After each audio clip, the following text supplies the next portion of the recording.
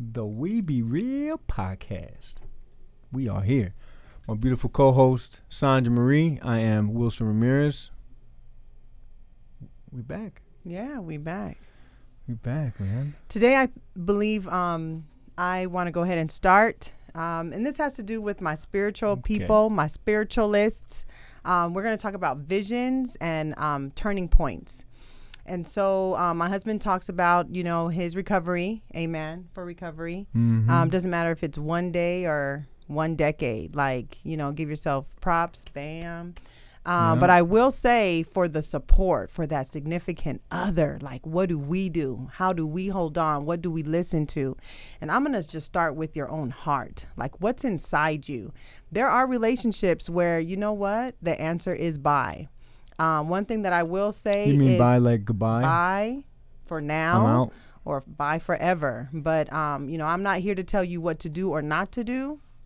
But I will say, if you do have a faith factor, live by that faith factor and take every step with that spiritual understanding and use everything, not just from what people are saying, not validation from multiple people, but just what's inside you.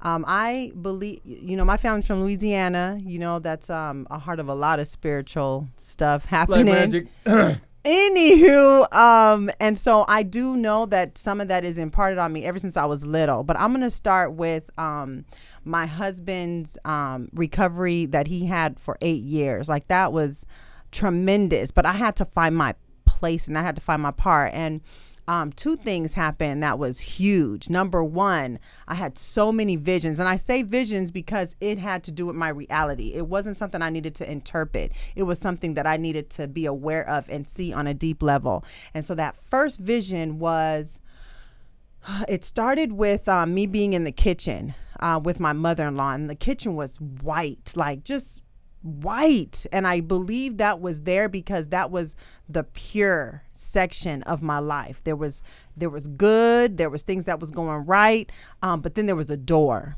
and when that door opened, I felt this cold breeze. It went all the way through to my just my bones. Your core? It was just a chill. And then I saw darkness, and all I remember saying in that vision was, my husband is there.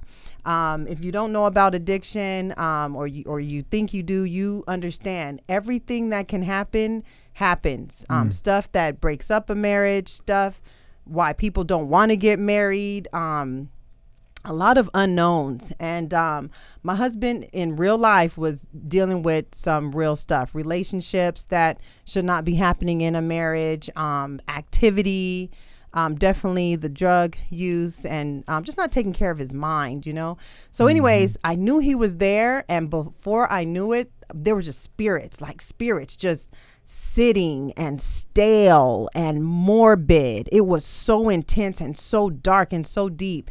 And all of a sudden I start feeling his presence getting closer and closer to our pure space.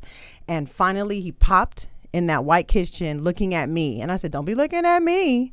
I was like, you need to go talk to your mom. And I believe this was important because sometimes I tried to communicate to my mother-in-law, but she didn't understand. And so he went to his mom, said what he said, and went right back. So I woke up and I remembered, I could tell you every detail of the kitchen. I could tell you everything. But the main understanding, that lesson right there in the vision, was be aware of where your husband is.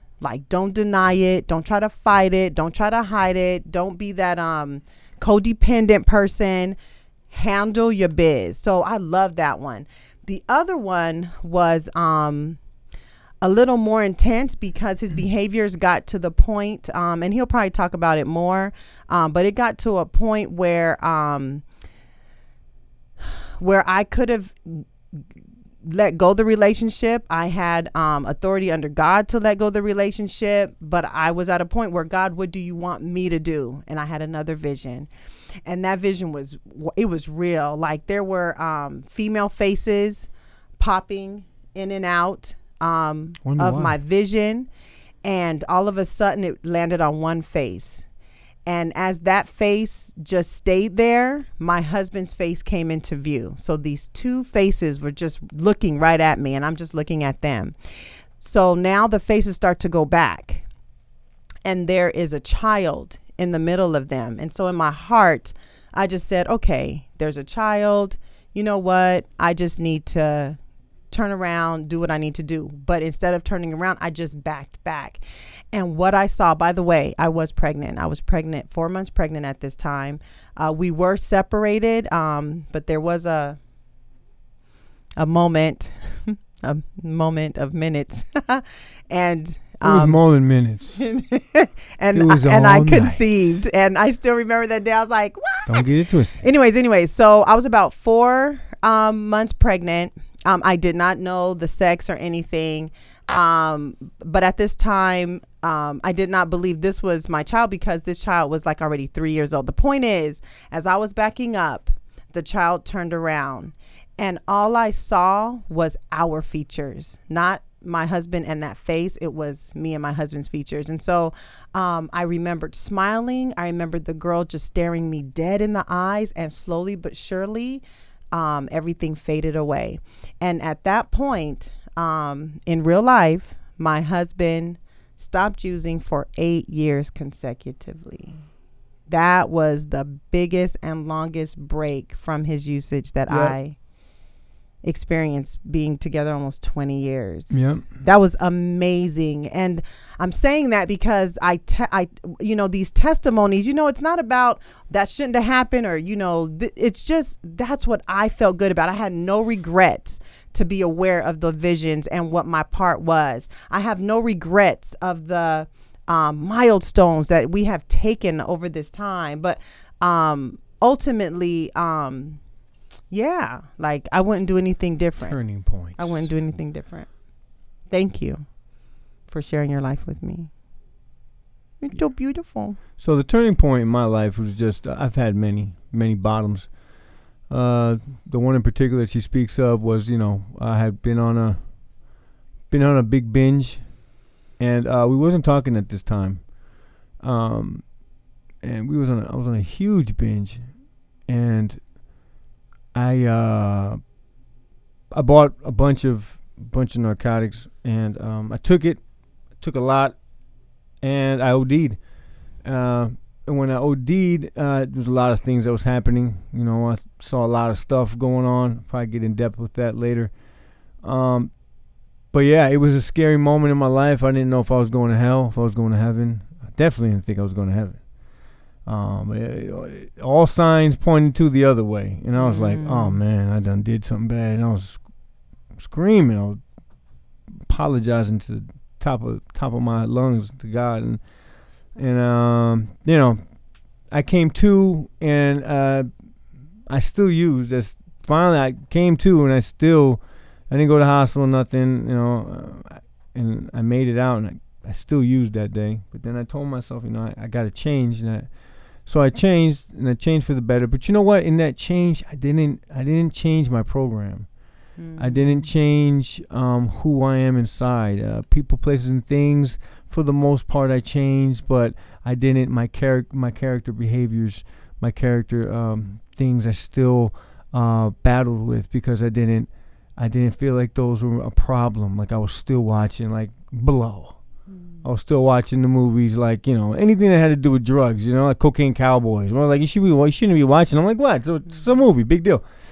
Those kind of things, those kind of visions disrupt your body, disrupt your mind, get you back. Even flirting or talking to women or being with women or stuff like that. That stuff was never changing, and you have to change one thing, and that's everything. So the abstinence was there, but the gratitude was not. And slowly but surely, I'm saying, I'm clean again. It's going to be a fight, but I'm clean again, and I'm grateful for that. But that was that one where I finally said no. Me and my wife were actually through thick and thin still, but in dealing with things. But we got through a lot of stuff because of me finally cleaning up. But I apologize because my character behavior was still not up to snuff. And that's what I'm working on now. And that's the change, you know what I'm saying? And being and going to these places and learning about yourself and getting better with who you are is what ultimately is going to drive you to be better. It's all these mustard seeds that keep hitting you in the head, and you don't understand them, but later on you start understanding the literature and everything, and I'm not perfect, and I don't plan to be, because then that would just cause more strife in my life and stuff. So I just am who I am, you know. I'm just glad that we're doing this podcast, and that you know, we're turning things around, you know. We Be Real podcast, turning things around. And if you're living life and not living for something, then what you living for? Is that right? If you live in life and not learning life lessons, what you doing? For? Just what you doing. What you doing? Just keep it simple. No, what you living for? I like that. Whatever you say. Okay. We Be Real podcast. Make sure to subscribe to our channel. We're not begging, okay, but we think that we could give something great, and that's our time and stuff for you guys and stuff. And you know, like I said, we're going to be setting up an email account soon. So at the end of every show, we'll give the email. If you guys have any questions you guys want us to answer, we'll be more than happy to do that. If you need community resources, we have lots. Yeah. Don't feel alone. Email, if you need to talk to us through email and you have any questions, anything, concerns, feel free. We haven't set it up yet. But we are. It's coming. Thank you again for all the support that we have. We could not be here without you. Much love to you. Yep. Take care.